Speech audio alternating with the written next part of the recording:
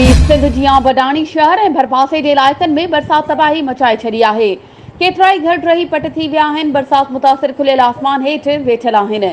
इन हवाले सां वधीक तफ़सील ॾियण लाइ असां सां लाइन ते मौजूदु आहे बडाणी मां CN न्यूज़ जो रिपोर्टर ग़ुलाम यासीन भुट्टो।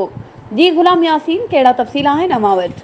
जी बिल्कुल, मां अव्हांखे ॿुधाईंदो हलां त पूरी सिंध जियां बडाणी शहर में भी बरसात तबाही मचाए छॾी आहे, जंहिंमें हिंदू माला, सुमरा माला, मड़िल माला, भुटा माला, शानशाह माला, सांगी माला समेत ॿिया केतिरा ई मालनि में बरसात सबबि केतिरा ई घर ऐं दीवारूं ढही पट थी विया आहिनि। उन सां गॾोगॾु ॻोठ मेव भुट्टो, ॻोठ ॼाम मिरल सांगी, ॻोठ अतावला ख़ान भुट्टो, ॻोठ ॼाम मियार अली समेजो, ॻोठ मोहम्मद निवाज़ ख़ान बडाणी, ॻोठ सखी नूर हसन भुट्टो, ॻोठ उस्ताद अली अकबर भुट्टो, दरगाह मीरा शाह समेत ॿिया केतिरा ई ॻोठ पाणी हेठि अची विया आहिनि, जंहिंजे करे घर तोड़े दीवारूं पुण किरी तबाह थी वियूं आहिनि।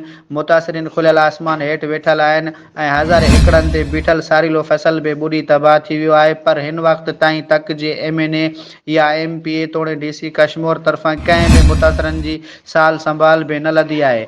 ॻोठनि तोड़े शहर में वेठल मुतासिरीन जो राशन बि ख़तमु थी वियो आहे, जंहिंजे करे मुतासिरीन सख़्तु परेशान आहिनि। बडाणी शहर तोड़े ॻोठनि में बरसात जो पाणी बीठल आहे, पर पाणी खे कढण लाइ इंतज़ामिया तरफ़ां का बि हिकमत अमली न आहे जोड़ी। महिरबानी ग़ुलाम यासीन, तफ़सीलनि खां आगाह करण जे लाइ।